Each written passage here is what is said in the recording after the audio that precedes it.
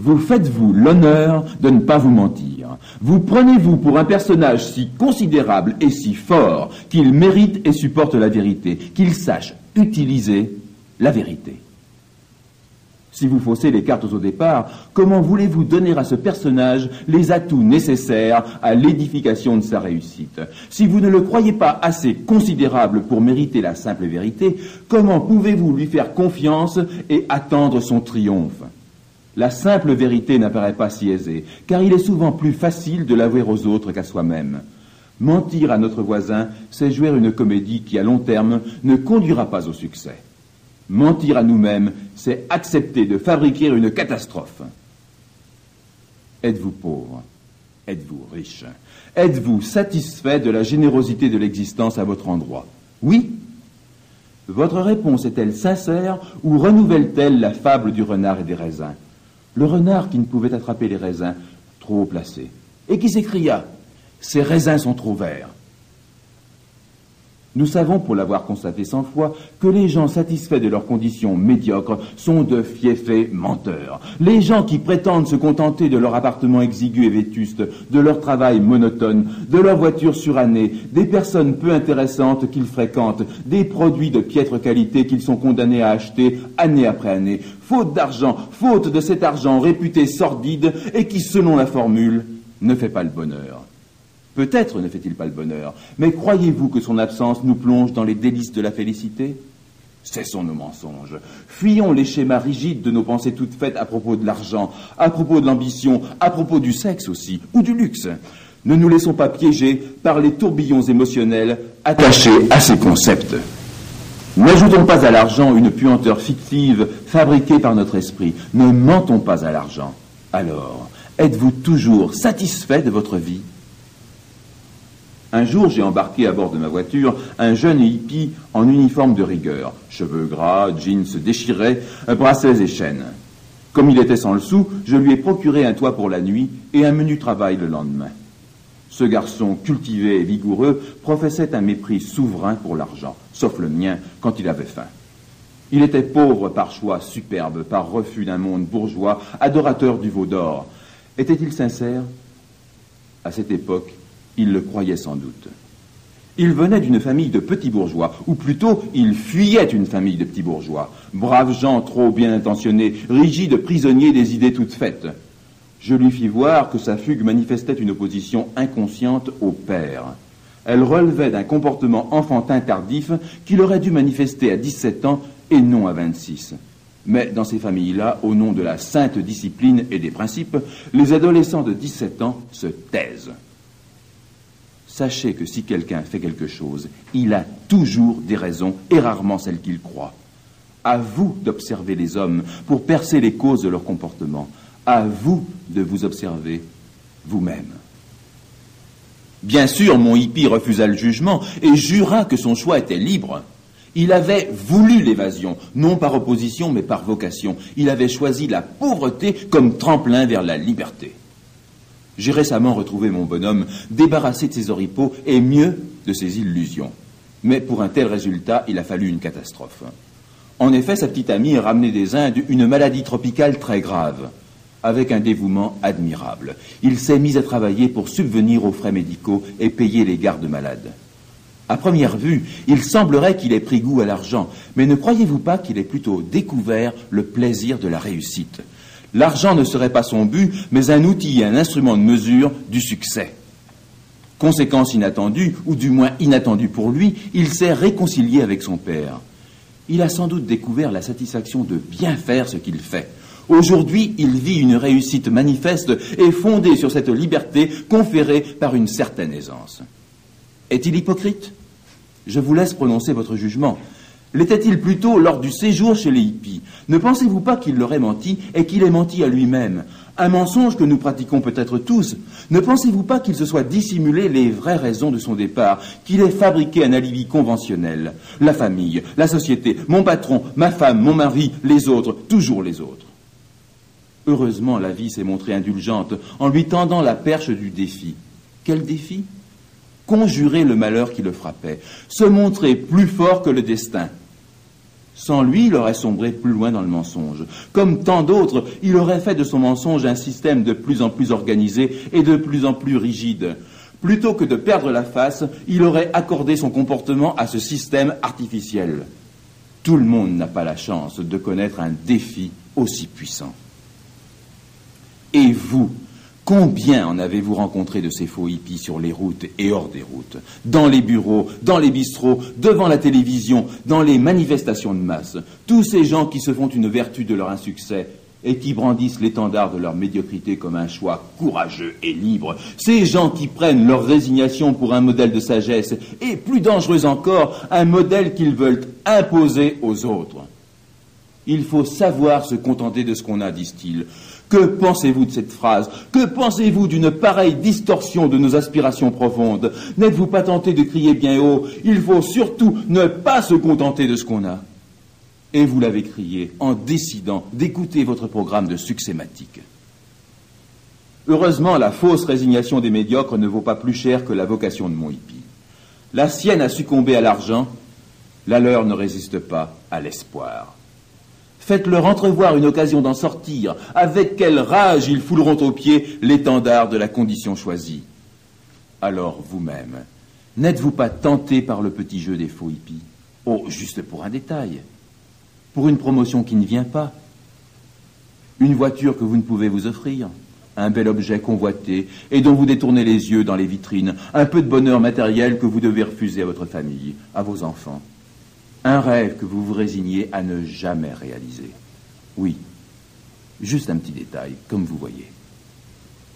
Et pourtant, le choix est vôtre, le choix de la sincérité, le choix d'une acceptation honnête de tous les outils dont vous êtes armés, le choix de la liberté, celle de construire des systèmes positifs ou des étendards résignés.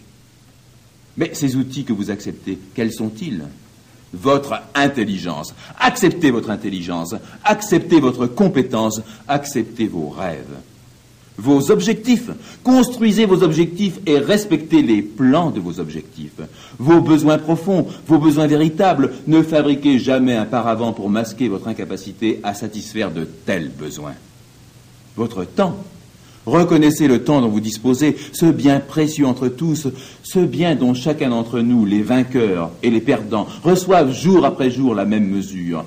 Les gagneurs s'imposent d'en utiliser les moindres fragments. Les perdants ne décident rien et gaspillent leur temps. Pire, ils laissent les autres décider pour eux et abandonnent ce trésor dans des mains avides. Votre temps, quel usage en faites-vous? Quel investissement ou quel gaspillage? Le temps perdu ne se rattrape jamais. À partir d'aujourd'hui, vous allez succématiser les jours, les semaines, les mois, les années et les décennies qui vous restent. Et votre esprit, êtes-vous honnête avec lui? Méditez cette pensée de La Rochefoucauld. Chacun dit du bien de son cœur et personne n'ose en dire de son esprit. Êtes-vous fier de votre esprit et en dites-vous du bien? Oh, surtout pas devant vos amis et connaissances, mais devant vous-même. Parmi les dizaines de milliards d'hommes qui vous ont précédés, les milliards de contemporains et les milliards qui vous suivront, aucune copie conforme, aucun esprit identique. Vous êtes unique. Que faites-vous de cette unicité? La respectez-vous? Voulez-vous la rendre plus évidente? Voulez-vous la magnifier? Admettons que vous soyez mécanicien. Voici une voiture à réparer. Voici un client ou une cliente qui ne comprend rien à votre métier et ne pourra le juger. Comment allez-vous réparer cette voiture? Du mieux que vous sachiez ou au plus vite? Vous devez remonter une pièce. Elle a 3 trous, mais 2 vis seulement la tenaient quand vous l'avez démontée. 2 vis peuvent suffire. Allez-vous chercher au magasin la 3e vis? Êtes-vous un mécanicien honnête, un vrai mécanicien, un vrai professionnel? Faire votre travail vite et mal correspondrait à un piètre usage de votre temps, et même à un gaspillage, à un mensonge et une malhonnêteté vis-à-vis du client, à un mensonge et une malhonnêteté plus fondamentale encore vis-à-vis de vous-même. Pourquoi? De tels mensonges vous conditionneraient et vous influenceraient à long terme. Ils fausseraient votre vision de vous-même et ne laisseraient plus apparaître que la fausseté et la petitesse autour de vous. Vos mensonges professionnels vous diminueraient, ils vous maintiendraient en état de médiocrité et de dépendance. Ils feraient de vous un subalterne éternel et un mauvais subalterne, même si vous occupez la place d'un patron. Vous êtes mécanicien car vous avez choisi. Vous restez mécanicien car vous avez la liberté et la mission de renouveler votre choix. Alors soyez bon mécanicien. Il n'est aucun autre métier que vous puissiez faire mieux que le vôtre et qui puisse vous grandir autant. Fais bien ce que tu fais. Les succématiciens respectent cette règle première de sincérité. Fais bien ce que tu fais car l'accomplissement de ton travail est une heure de ta vie. Une heure irremplaçable, une heure pour affermir ton succès et ton intégrité. L'intégrité. Vous ne la mesurez pas seulement à vos actes, mais à vos pensées. Vous savez qu'une forme importante de l'honnêteté consiste pour vous à reconnaître l'impossibilité humaine d'être sûr, d'avoir raison. Eh bien, aujourd'hui, il est temps d'aller plus loin. Paradoxe apparent, une autre forme de l'honnêteté veut que vous demeuriez fidèles à vos idées et les défendiez, que vous leur donniez leur chance. Vous êtes un personnage assez considérable pour que ces idées méritent de naître, de s'organiser et même de triompher. Avez-vous remarqué cependant que vous défendez vos idées avec d'autant plus de force et de véhémence qu'elles ne sont pas tout à fait les vôtres, ou pas du tout? Quelle sincérité faut-il pour l'admettre? En vérité, de telles idées appartiennent depuis si longtemps à vos références personnelles que vous êtes porté à les croire sorties de votre tête. Vous réclamez sans doute leur paternité et vous luttez pour elles. Vous luttez peut-être un peu trop. Tant de gens sont morts pour des idées fabriquées par d'autres, des idées auxquelles ils croyaient avec assez de flamme pour jurer les avoir enfantées eux-mêmes. Avez-vous remarqué que plus fort vous défendez de telles idées, plus rigide et plus incomplet se révèle votre système de défense? En effet, nous sommes portés à défendre nos idées avec d'autant plus de rigueur que nous les dominons moins bien. Disons le mot terrible. Ce sont des idées de seconde main, des idées d'occasion. Dogmes, causes, idéologies, systèmes, nous les avons empruntés à leurs auteurs. Pire, leurs auteurs ou nos maîtres à penser nous les ont imposés. Relevez au passage ce terme de maître à penser. Votre pensée n'est-elle pas l'expression la plus authentique de votre liberté profonde? Comment supporter un pareil maître? Opposons aux idées d'occasion les idées de première main, celles qui ont jailli de votre esprit comme une source véritable. Peut-être sont-elles encore fragiles et incomplètes. Qu'importe. Vous avez hâte de les jeter dans les aléas de la vie des idées. Vous souhaitez les frotter à d'autres idées afin qu'elles deviennent grandes. Loin de considérer les attaques comme une atteinte à votre dignité, comme une menace à votre édifice de pensée, vous provoquez maintenant les attaques, car seules d'autres idées peuvent faire naître de nouveaux bourgeons à vos idées à vous. Et puis vous réalisez soudain une découverte capitale. Les idées des autres ont cessé de rigidifier vos concepts, bien au contraire. Savez-vous pourquoi? Désormais, les idées des autres sont accueillies dans le système cohérent de vos idées originales. Elles sont absorbées et deviennent elles-mêmes des idées de première main qui nourrissent, nuancent et enrichissent vos idées de première main. Votre système de pensée, votre système cohérent, entièrement maîtrisé, vivant et utile s'agrandit. Et il demeure néanmoins le vôtre, aussi particulier et aussi représentatif que vos empreintes digitales. Quelles sont ces idées? À vous de répondre. Peut-être une réflexion philosophique ou spirituelle, une interprétation et non un dogme, une expression de vous-même, une création professionnelle, une invention, un projet, une nouvelle méthode, un but. Distinguez vos idées d'occasion et vos idées de première main. Ce que je dis vient-il de moi ou d'une idéologie que j'aurais attrapée quelque part comme un virus? Méfiez-vous des concepts pour lesquels vous dépensez un excès de poigne. Sans doute vous sont-ils imposés. Ils figent les progrès de votre pensée et de votre succès. Ils délabrent votre sincérité. Ensuite, accordez un honnête accueil à la pensée des autres. Leurs idées de première main et même leurs idées d'occasion peuvent valoir les vôtres. Cette correction de pensée appelle une autre correction, la probité. Supposons, pour schématiser, que vous dérobiez un objet de 100 francs dans un grand magasin. Peut-être la perte va-t-elle passer inaperçue. Et puis, comme votre victime est une riche société, peut-être aurez-vous le sentiment de ne léser personne. Imaginons que l'impunité soit assurée. L'acte semble tout bénéfice. Détrompez-vous. Vous allez payer une somme considérable d'énergie psychique, une énergie dont le prix n'a aucune mesure avec votre gain. Employée au succès de votre objectif, pareille énergie aurait déclenché un bond inestimable en avant. Le juge vous pardonnerait peut-être, mais pas votre système nerveux. Vous allez payer avec toutes sortes d'émotions négatives, de méfiance, de crainte, de doute et d'isolement. Vous allez compromettre votre créativité et vos facultés de réussite. Et toute indélicatesse engendre les mêmes effets. Bien sûr, le chapardage à l'étalage est un exemple simpliste, mais songez aux grands escrocs. Quel succématicien ils feraient s'ils avaient admis cet éclairage principal de la succématique que nous nommons positivisme. Choix de pensée et d'actes positifs. Dans notre exemple, le bien et le mal importent peu. C'est de vous dont nous parlons et du fonctionnement de votre cerveau, de cet enregistrement perpétuel accompli par votre inconscient. Comprenons l'importance d'une scrupuleuse honnêteté, d'une habitude de l'honnêteté, cette habitude positive entre toutes. Dans votre vie, chaque cause engendre un effet de même valeur et de même sens, positif ou négatif.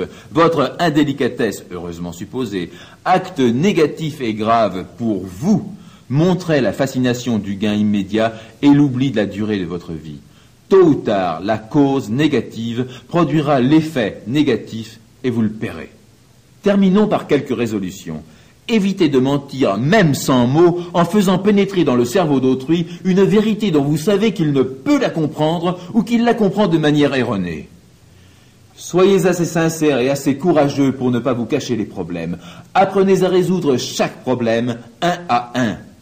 Sachez que vos tromperies éventuelles, tricheries, feintes, comédies, dissimulations ou mensonges faussent votre grille de perception. Elles ne laissent plus passer que les messages négatifs.